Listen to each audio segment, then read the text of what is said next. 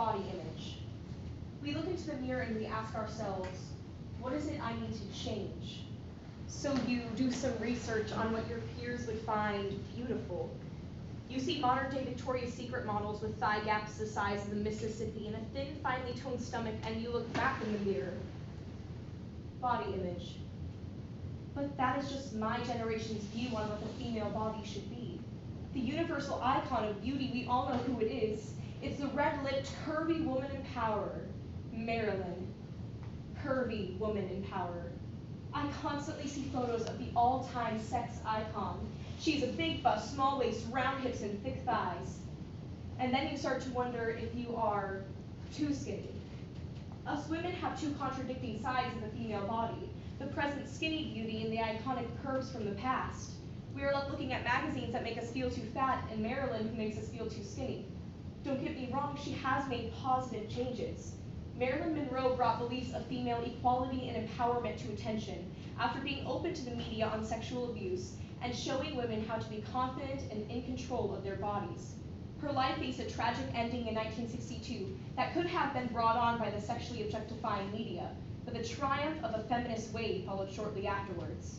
Movements like Me Too and the second to later waves of feminism all originate from women in the 50s, beginning to bring awareness to gender discrimination and abuse. To quote the almighty feminist leader Gloria Steinem, I think Monroe would have been a feminist because her experiences were ones that feminism often speaks out on. Sexual abuse, sexual victimization, a mother's madness.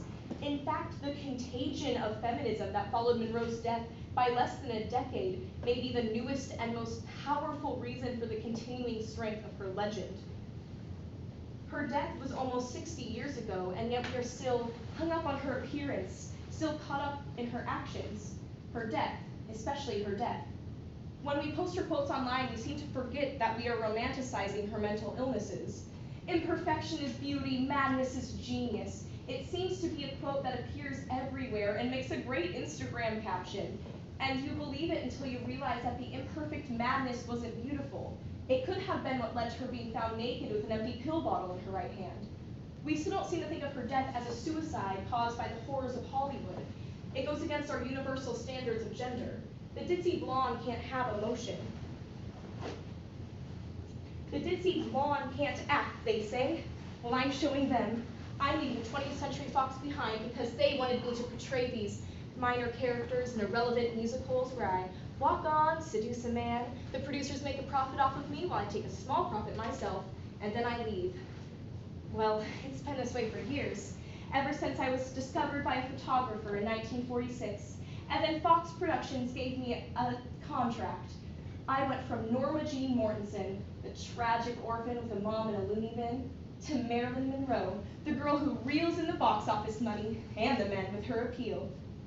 But I started my own company, Marilyn Monroe Productions with Milton Green. It's 1955 and I'm a girl with my own production company. Times are changing and I know it. People still tend to not take me seriously though. I started this company because I want to be known as a real actress and a human being. Listen, there's nothing wrong with glamour. I think everything adds up. But I want to be in the kind of films where I can develop, not just wear tights. But the press emphasizes my body's appeal so much that they are still distracted from my skills. Well, not even distracted, more like in denial. It's disgusting. She's had 4 or 5 years training, enough to produce 10 competent actresses, and she still can't act. That excerpt was from an unnamed Fox stockholder. If I am that disgusting, then why do people love my films so much? The 7-year itch gave me a mountain of fan mail. But of course, that was only from the iconic scene where I desperately try to keep my skirt from blowing up over my waist. My films are only popular because of the curves, the provocative outfits, the damn sex appeal. I like my sexuality and my appeal, but only when it's my own. I think that sexuality is only attractive when it's natural and spontaneous. We are all born sexual creatures, thank God, but it's a pity so many of us crush this natural gift. Art, real art, comes from it. Everything. Women should embrace their curves, their sexuality, not have it taken away from them by the media and men, not forced to make it something it's not. not forced to do anything and then not silenced afterwards. I will openly state the abuse forced onto me in the past. Women who are victim to sexual abuse in the 50s are deemed responsible for what happened to them. Was I responsible as an 8-year-old in a foster home? Or when I just wanted to keep a steady contract, but the only way I could do so was to have special arrangements with a producer? Of course, once the press heard my very open statements on sexual abuse, they were very taken by it, not so much in a good way. They even asked me if I would consider myself a feminist. That's a brand new word that's shoved into the nastiest places of society. I doubt it'll ever grow into anything big, I mean, with all the shame that's thrown upon it. So when I'm asked this question, I look around and I say something like, oh no, I'm not a feminist. I believe that men and women are equal, yes, which I think is feminism, but I want to consider myself one. After not being quite sure of the definition, they changed the subject because what else would a dull blonde add to that conversation? See, I think my willing independence throws me into this new category of a triumphant wave of female thinkers. I mean, I fought with Fox multiple times when I noticed my male coworkers getting paid more and treated better. But of course, Fox only responds to that with threats of ending my contract and with it my career. No person, no studio gave me fame. The people did. And I can be the one to make a fulfilling career for myself. I've told the press that it's the creative part of me that kept me going, trying to be an actress. I enjoy acting when you really hit it right, and I guess I've always had too much fantasy to only be a housewife. Nowadays, I'm very glad I have that choice. One of the many reasons I'm leaving my husband, Joe. You know, Joe DiMaggio, the New York Yankee. Yeah, what a drag. He tells me constantly he wants me to learn how to cook and clean and stay at home with the kiddies. Yeah, he isn't getting any kiddies from me. He also flipped his lid about a photo shoot I had. Let me tell you something. Joe has no control over what I do with my body. He thinks he does, but no matter how many bruises he sends me to set with, I won't give up my career and curves for anybody but myself. Trust me, I've thought many times about ending my career. Sometimes I hate just being the ditzy blonde. I hate never being able to speak my mind or be believed in. Like when the press asked me what role I would like to play, I became a laughingstock after I replied with Grushenka, the leading female character in the Brothers Karamazov. They asked me if I could even spell Grushenka, let alone play the role. August 1st, 1962.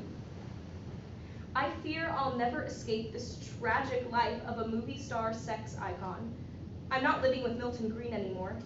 I lived there a while back with his wife and child. I never had to put on my ditzy blonde facade there. But no matter how many trips I make back to his home, no matter how many times I show up late to set, people will still see me as the curvy amateur actress. I got kicked off the film I was just producing. I wasn't on time. Well, I was never really there, so I can't blame them. I just think you shouldn't attempt something if you aren't completely ready or feeling well enough. Sleepless nights have flooded the year 1962. I don't know what kind of madness my mother must have passed down to me for it to be affecting me in this way. The doctor says I should take a trip to the beach to ease my mind. Yeah, that won't help. I've got the world, right?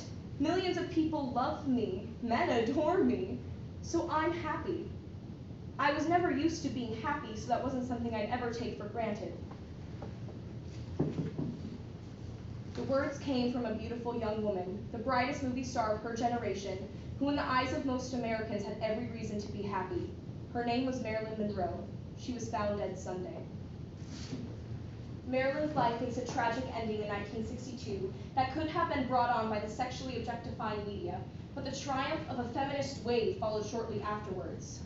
She brought on ideals of women equality and empowerment after being open to the media on sexual abuse and showing females how to be confident and in control of their own bodies. A second wave of feminism that emerged in the 60s included the beliefs of women owning their sexuality and their life. It was foreshadowed through Marilyn's legacy, denying what the men in her life expected of her, and thinking of the female body as art, not an object. Thank you.